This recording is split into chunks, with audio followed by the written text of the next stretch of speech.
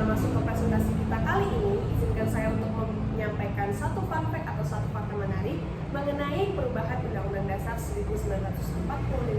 Nah, Anda semua tahu nggak sih kalau ternyata perubahan Undang-Undang Dasar 1945 ini dilakukan dengan melibatkan hampir 700 anggota Majelis Permusyawaratan Rakyat atau MPR dalam proses perubahannya. Nah, dari sini kita dapat melihat betapa demokratisnya proses perubahan konstitusi kita dan juga bagaimana banyak pihak terlibat untuk memperbaiki sistem ketatanegaraan Indonesia. Nah, untuk itu mari kita dengan semangat yang sama-sama mengulik lebih lanjut mengenai perubahan Undang-Undang Dasar 1945 atau yang kerap juga kita sebut dengan Amandemen Undang-Undang Dasar 1945. Langsung saja kita mulai dengan pembicara pertama, yaitu Nimas Lutfiah yang akan menjelaskan tentang latar belakang dan juga pengertian dari Amandemen Undang-Undang Dasar. Kepada Nimas, dipersilakan. Latar belakang perubahan Undang-Undang Dasar 1945 Indonesia terutama dipengaruhi oleh tuntunan reformasi dan keinginan untuk memperbaiki sistem ketatanegaraan Indonesia. Ada beberapa faktor utama yang melatar belakangi perubahan tersebut. Antara lain, yang pertama, tuntunan reformasi. Pada akhir Orde Baru, terjadi krisis multimediasional di Indonesia yang mencakup krisis ekonomi, politik, sosial, dan kepercayaan masyarakat terhadap pemerintah. Muncul gerakan reformasi pada 1998 yang menuntut perubahan mendasar dalam berbagai aspek negara, termasuk konstitusi. Amandemen 1945 menjadi salah satu agenda utama untuk menjawab tuntunan reformasi. Yang kedua, kepemimpinan dan sentralisasi kekuasaan pada masa Orde Baru. Kekuasaan eksekutif, khususnya presiden, sangat kuat sentralistis. Undang-Undang Dasar 1945 dianggap memberikan peluang bagi presiden untuk menjalankan kekuasaan secara otoriter karena kurangnya pembatasan kekuasaan. Oleh karena itu, perubahan Undang-Undang Dasar dilakukan untuk mempengaruhi konsentrasi kekuasaan eksekutif dan membatasi masa jabatan presiden agar tidak terjadi kekuasaan yang terlalu lama. Yang ketiga, kelemahan dalam mengatur HAM dan demokrasi. UUD 1945 sebelum amandemen tidak memberikan jaminan yang kuat terhadap hak asasi manusia atau HAM dan kurang memadai dalam mengatur sistem demokrasi yang transparan dan berkeadilan. Dengan amandemen UUD 1945 kemudian dilengkapi dengan bab khusus yang mengatur HAM dan memastikan adanya perlindungan lebih kuat terhadap hak-hak warga negara. Yang keempat, kebutuhan akan sistem checks dan balance.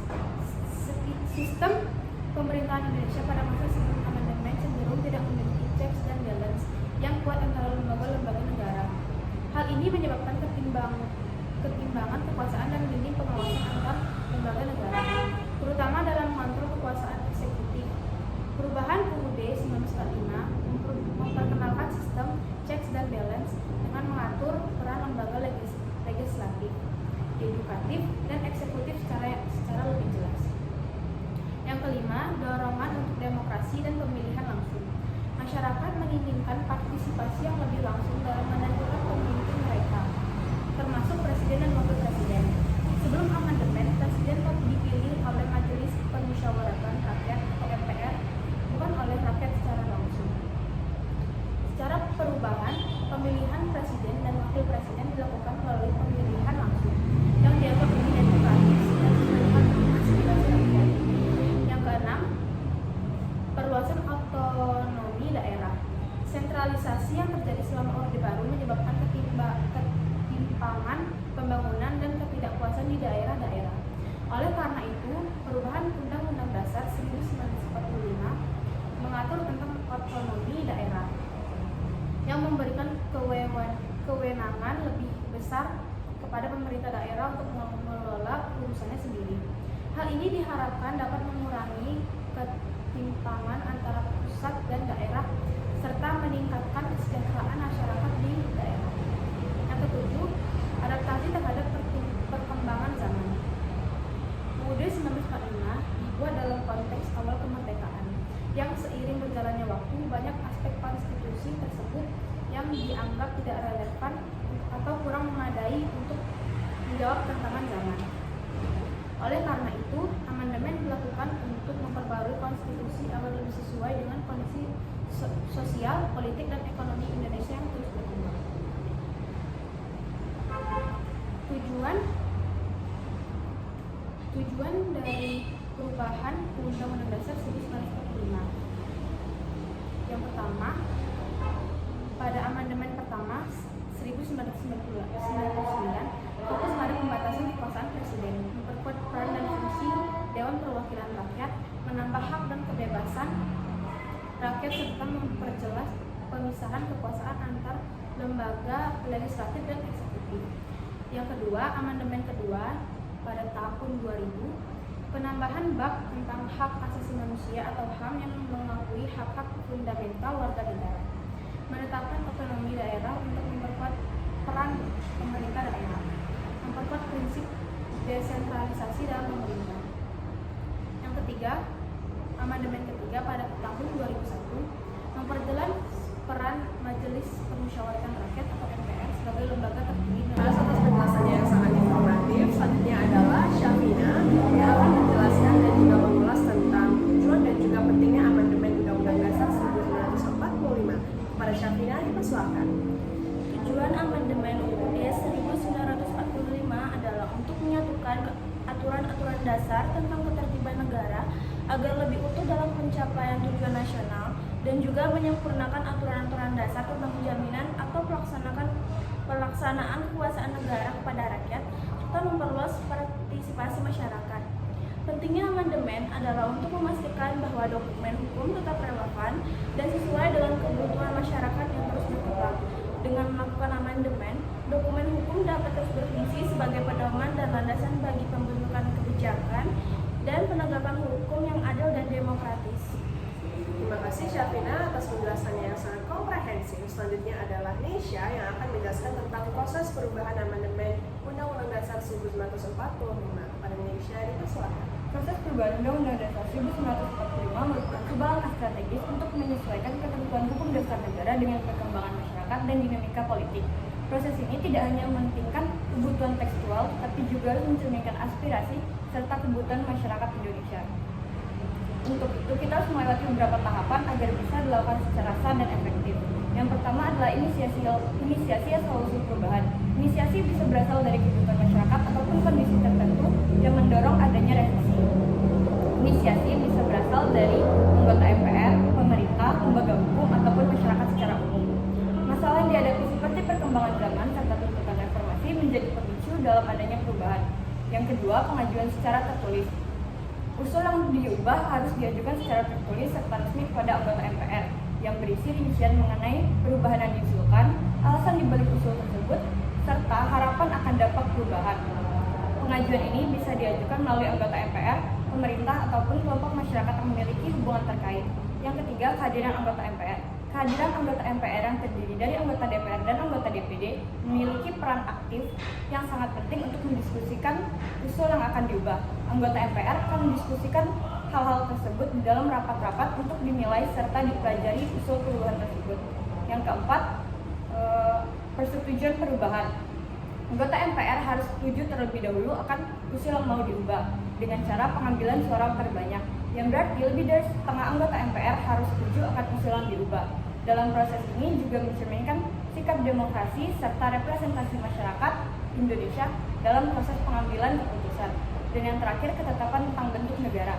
Anggota MPR akan mengeluarkan ketetapan tentang bentuk negara serta naskah Undang-Undang Dasar yang telah diubah. Ketetapan ini menjadi bagian dalam Undang-Undang Dasar yang baru dan memiliki kekuatan hukum.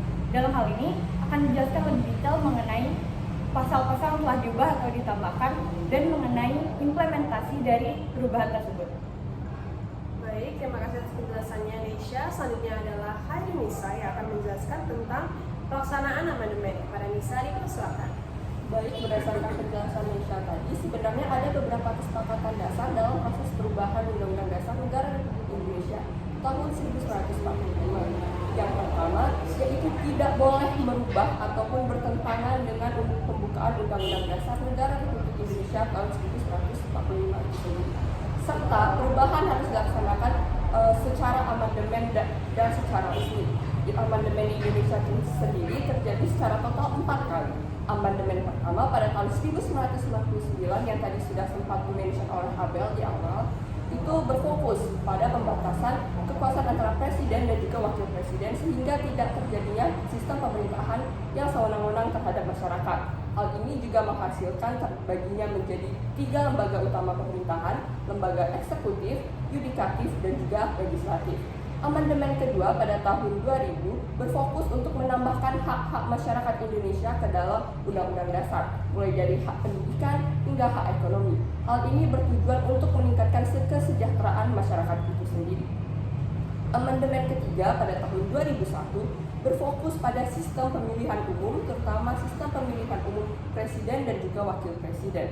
Hal ini dilakukan agar masyarakat dapat berperan aktif dalam menentukan pemimpin-pemimpin yang dipilih untuk memimpin bangsa dan negara.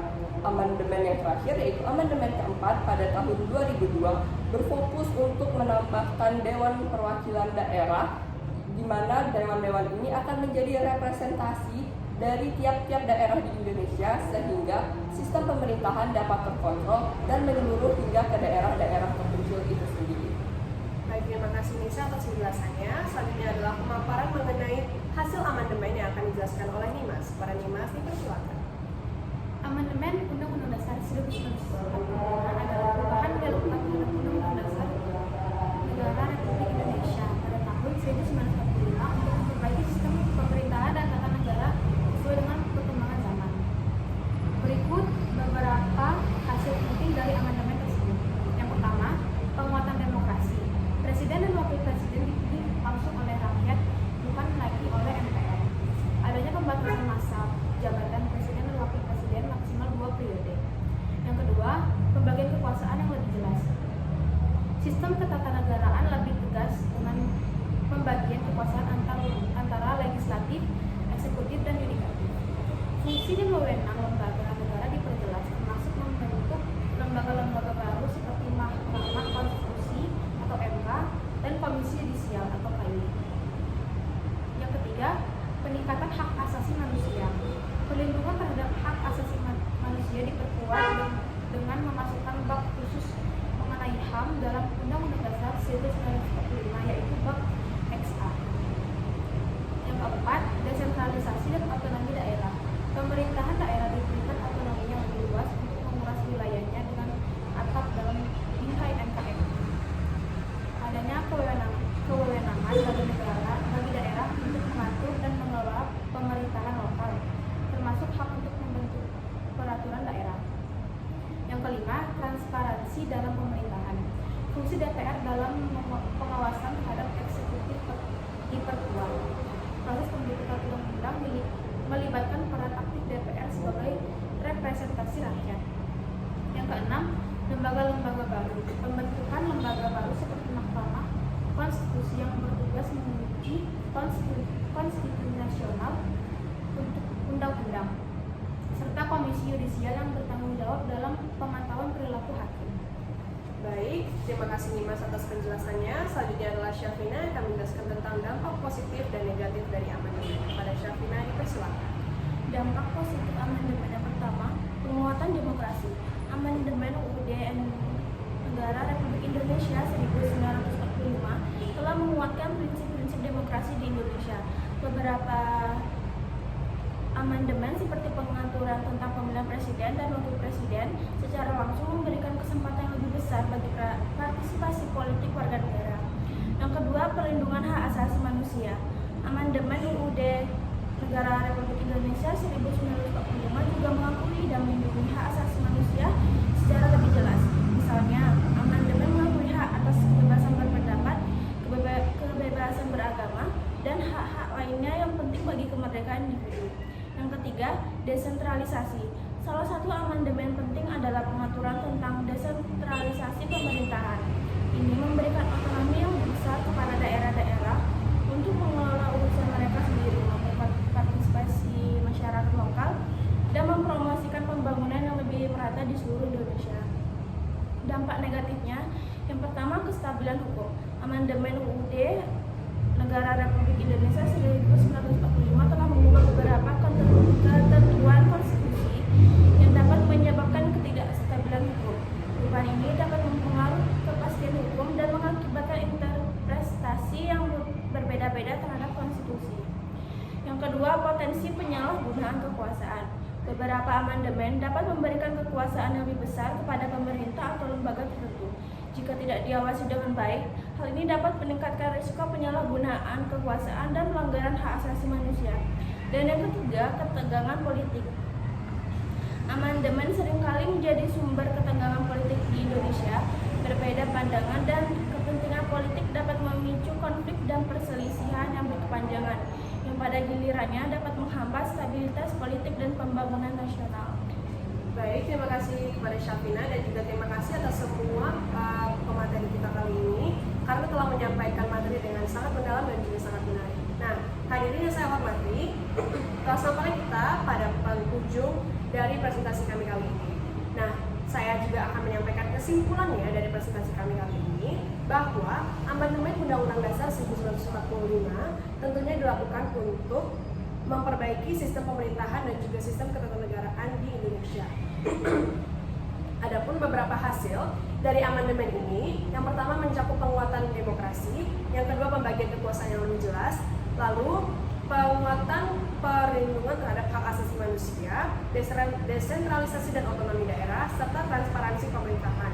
Di mana amandemen Undang-Undang Dasar 1945 ini juga tentunya bertujuan untuk memperluas partisipasi masyarakat dan juga memperbaiki sistem ketatanegaraan di Indonesia.